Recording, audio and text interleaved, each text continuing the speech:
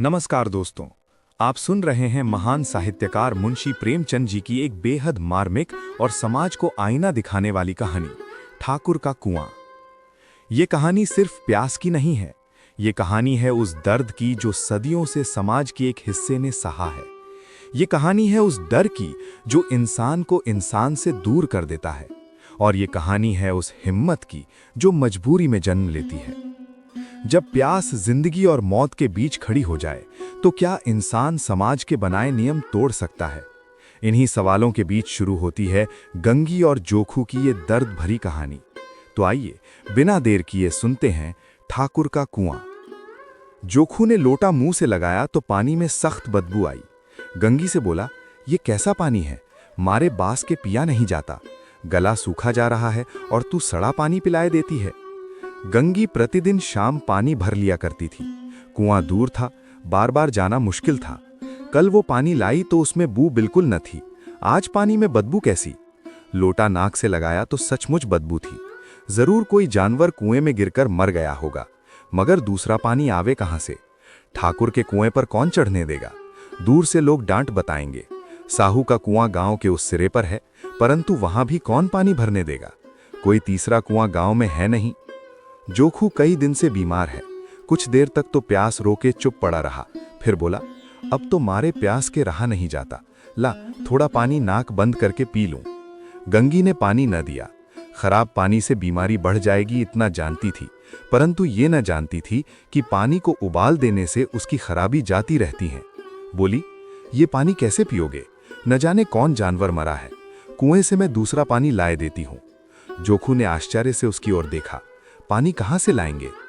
ठाकुर और साहू के दो कुएं तो हैं, क्या एक लोटा पानी न भरने देंगे? हाथ पांव तुड़वा आएगी और कुछ न होगा। बैठ चुपके से। ब्रह्म देवता आशीर्वाद देंगे, ठाकुर लाठी मारेंगे, साहू जी 1 के 5 लेंगे। गरीबों का दर्द कौन समझता है? हम तो मर भी जाते हैं तो कोई द्वार पर झांकने नहीं आता। कंधा देना तो बड़ी बात है। ऐसे लोग कुएं से पानी भरने देंगे? इन शब्दों में कड़वा सत्य था। गंगी क्या जवाब देती, किंतु उसने वो बदबूदार पानी पीने को न दिया। रात के 9 बजे थे। थके मांदे मजदूर तो सो चुके थे। ठाकुर के दरवाजे पर 10-5 बेफिक्रे जमा थे। मैदानी बहादुरी का तो अब न जमाना रहा है न मौका। कानूनी बहादुरी की बातें हो रही थीं। कितनी होशियारी से ठाकुर ने थानेदार को एक खास मुकदमे में रिश्वत दी और साफ निकल गए। कितनी अक्लमंदी से एक मार्के के मुकदमे की नकल ले आए। नाजिर और मुहतमिम सभी कहते थे नकल नहीं मिल सकती। कोई 50 मांगता, कोई 100। यहां बेपैसे कौड़ी नकल उड़ा दी। काम करने का ढंग चाहिए। इसी समय गंगी कुएं से पानी लेने पहुंची। कुप्पी की धुंधली रोशनी कुएं पर आ रही थी। गंगी जगत की आड़ में बैठी मौके का इंतजार करने लगी। इस कुएं का पानी सारा गांव पीता है। किसी के लिए रोका नहीं, सिर्फ ये बदनसीब नहीं भर सकते। गंगी का विद्रोही दिल रिवाजी पाबंदियों और मजबूरियों पर चोटें करने लगा। हम क्यों नीच हैं और ये लोग क्यों ऊंच हैं? इसलिए कि ये लोग गले में तागा डाल लेते हैं। यहां तो जितने हैं एक से एक छठे हैं। चोरी ये करें, जाल फरेब ये करें, झूठे मुकदमे ये करें। अभी इस ठाकुर ने तो उस दिल बेचारे गड़रिये की भेड़ चुरा ली थी और बाद में मार कर खा गया। इन्हीं पंडित के घर में तो 12 मास जुआ होता है। यही साहू जी तो घी में तेल मिलाकर बेचते हैं। काम करा लेते हैं, मजूरी देते नानी मरती है। किस किस बात में हमसे ऊंचे हैं? हम गली गली चिल्लाते नहीं कि हम ऊंचे हैं, हम ऊंचे हैं। कभी गांव में आ जाती हूं तो रस भरी आंख से देखने लगते हैं, जैसे सबकी छाती पर सांप लौटने लगता है। परंतु घमंड ये है कि हम ऊंचे हैं। कुएं पर किसी के आने की आहट हुई। गंगी की छाती धक धक करने लगी। कहीं देख लें तो गजब हो जाए। एक लात भी तो नीचे न पड़े। उसने घड़ा और रस्सी उठा ली और झुककर चलती हुई एक वृक्ष के अंधेरे साये में जा खड़ी हुई। कब इन लोगों को दया आती है किसी पर? बेचारे महंगू को इतना मारा कि महीनों लहू थूकता रहा, इसीलिए तो कि उसने बेगार न दी थी।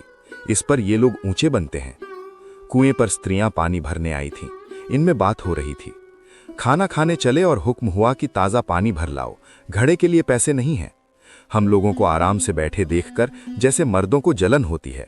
हाँ, ये न हुआ कि कलसिया उठाकर भर लाते, बस हुक्म चला दिया कि ताज़ा पानी लाओ, जैसे हम लौंडिया ही तो हैं। लौंडिया नहीं तो और क्या हो तुम? रोटी कपड़ा नहीं पाती, 10-5 रुपए भी छीन झपट कर ले ही लेती हो, और लौंडिया कैसी होती हैं? मत लजाओ दीदी, छिन भर आराम करने को जी तरस कर रह जाता है। इतना काम किसी दूसरे के घर कर देती तो इससे कहीं आराम से रहती। ऊपर से वो एहसान मानता। यहाँ काम करते करते मर जाओ पर किसी का मुंह ही सीधा नहीं होता। दोनों पानी भरकर चली गईं तो गंगी वृक्ष की छाया से निकली और कुएं की जगत के पास आई। बेफिक्रे चले गए थे। ठाकुर भी दरवाजा बंद कर अंदर आंगन में सोने जा रहे थे। गंगी ने क्षणिक सुख की सांस ली। किसी तरह तो मैदान साफ हुआ।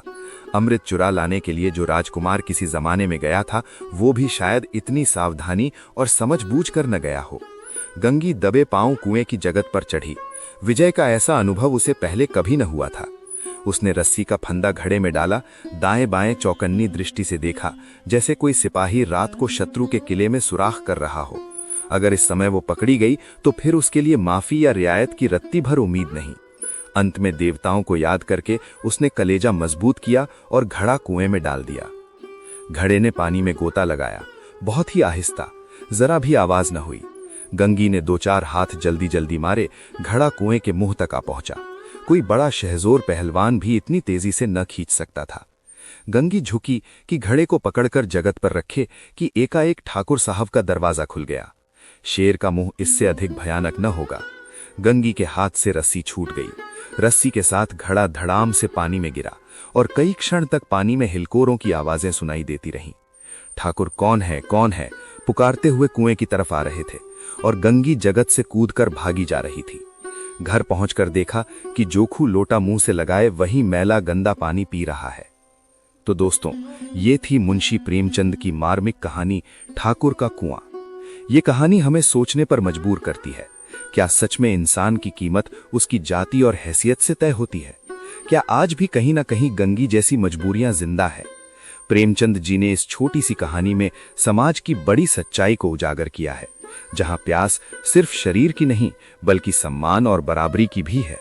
अगर आपको ये कहानी पसंद आई हो तो इसे अपने दोस्तों के साथ जरूर साझा करें और ऐसे ही साहित्यिक कहानियां सुनने के लिए हमारे साथ जुड़े रहिए। धन्यवाद।